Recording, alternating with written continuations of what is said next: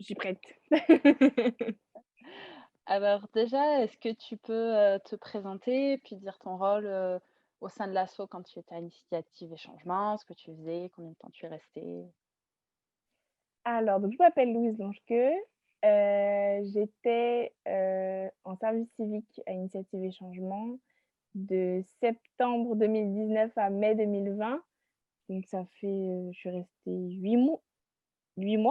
C'est 8 mois ou 6 mois? Je sais plus. Et donc j'étais en charge du projet Paris à 2,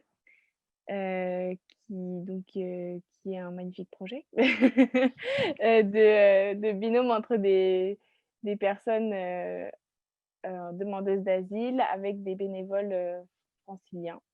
Et est-ce que tu peux nous parler un peu de l'Institut de l'engagement? Comment est-ce que tu l'as connu? Comment est-ce que tu as postulé? Alors donc l'Institut d'engagement, c'est une association qui a été créée par le service civique pour valoriser l'engagement des jeunes qui s'engagent, volontairement, donc que ce soit en service civique ou alors en volontariat international. Et donc en fait, j'ai un peu connu ça par hasard puisque, j'avais reçu un mail du service civique où ça mentionnait l'Institut de l'engagement et donc du coup, je me suis intéressée à ça. J'ai vu que ça pouvait être intéressant, de postuler puisqu'en fait, il faut remplir un dossier très long et passer des entretiens et donc voilà et en fait, ça permet, bah, déjà de se de re qu'on reconnaisse notre engagement et aussi, bah, de rencontrer d'autres personnes qui sont engagées, de la même manière que nous et puis ça permet moi, bah, du coup, là je suis lauréate, de la promo de octobre 2020 qui s'appelle, «Les engagés du Covid». Puisque, ils ont voulu valoriser l'engagement des personnes pendant la période. Donc là, c'était pas ouvert qu'aux personnes qui avaient fait les services civiques et les volontariats internationaux, c'était aussi Mmh. ouvert, à n'importe qui voulait valoriser son engagement pendant la période. Par exemple, il y a des ingénieurs, des directrices d'associations, enfin plein de personnes et donc voilà, ça permet d'avoir un suivi personnalisé avec un chargé d'accompagnement qui m'accompagne, qui nous accompagne. Et puis on a des conférences, des avant-premières de films, des ateliers en plus petits groupes où on peut développer des projets ou alors juste, par exemple, c'est renforcer des compétences, que ce soit, comment ça s'appelle déjà? De confiance en soi, de savoir s'exprimer à l'oral et tout ça donc Du coup, c'est un peu comme si tu retournais, à la fac, mais pour ton engagement, ouais, c'est ça et sans les devoirs. Bon là, en plus, c'est spécial parce que normalement, en fait, il y a ce qu'ils appellent une université de l'engagement où, c'est sur quelques jours, tout le monde se réunit et justement, bah, les conférences et tout ça, c'est à ce moment-là. Mais là, du coup, avec la période, sanitaire oblige, tout est en visio et il y a à chaque fois, il y a des ateliers sur lesquels on peut s'inscrire. Mais c'est vraiment, on peut s'inscrire, on n'est pas obligé. Et puis c'est pour soi personnellement, pour son projet, j'ai oublié de dire, mais en fait, il y a 3 branches, on va dire, de l'Institut de l'engagement. Quand on postule, c'est pour un projet, donc soit un projet professionnel, un projet d'études ou alors un projet de création d'activité. toi, tu Donc as choisi quoi? et moi, j'ai choisi, bah, projet professionnel à l'époque puisque, bah, mon service civique se terminait donc du coup, je voulais, bah, qu'on me coach un peu.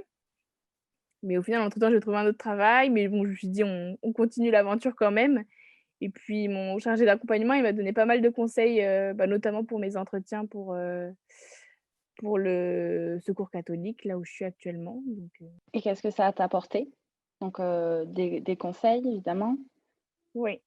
Bah, des conseils, après j'avoue que pour l'instant, c'est que le début, donc j'ai pas encore, pu assister à tout et voir tout ce qui se fait, mais je sais que je me suis engagée dans un groupe de réflexion qui n'a pas encore démarré, mais je pense que ça peut être intéressant, de s'ouvrir un peu Mmh. l'esprit et de travailler sur des thématiques, qui sont pas forcément, connues Et beaucoup moi, j'avais participé à un atelier qui s'appelait, «Prendre soin de soi pour pouvoir prendre soin de son projet». Et parce que souvent quand on travaille dans la solidarité et ben, on est beaucoup, sur faire passer les autres avant soi et donc c'était, bah, comment essayer de prendre parfois un peu de temps pour soi-même, quoi. Combien de temps est-ce que ça dure, l'Institut de l'engagement? Pour la vie! Ah, pour la vie? Non, D'accord. en fait, c'est, ça dure 1 an, enfin on va dire, le fait d'être lauréat, ça dure enfin non, ça dure toute la vie d'être lauréat, mais la promotion, on va dire, elle dure 1 an. Donc pendant 1 an, on a accès à tout ça, aux ateliers, aux conférences et tout ça. Et puis après, il y a un réseau, en fait, de lauréats, où du coup, on peut partager, bah, tout ce qu'on veut, si on a des partager notre expérience, donc Et est-ce qu'il y a d'autres choses que tu aimerais partager sur l'Institut de l'engagement, une belle opportunité, surtout que, bah, après ça dépend des projets des uns et des autres, mais ça vaut le coup de faire un dossier et d'essayer de l'intégrer puisque, bah, ça peut ouvrir des portes. Ils sont en partenariat avec plein d'associations, plein d'entreprises, donc que ce soit pour une création de projet aussi, ils ont des bourses, donc il y a plein de choses et je trouve que ça donne à être connu et la plupart des gens quand on leur demande, «Ah moi je suis lauréate de l'Institut d'engagement, tu connais?» Ils connaissent pas et du coup, ouais, c'est ça je sais pas, c'est quoi l'expression? Ça donne à être connu, ça se dit? ça gagne à être connu? Ça gagne, c'est ça gagne à être connu. Rien à voir, mais un petit mot pour tes anciens collègues, d'Initiative et Changement? Oh, il me manque beaucoup, beaucoup, beaucoup. J'ai adoré travailler avec vous tous et oui, ça me Et manque. tu nous manques aussi et on a tous adoré travailler avec toi. Merci beaucoup Louise. Mais de rien.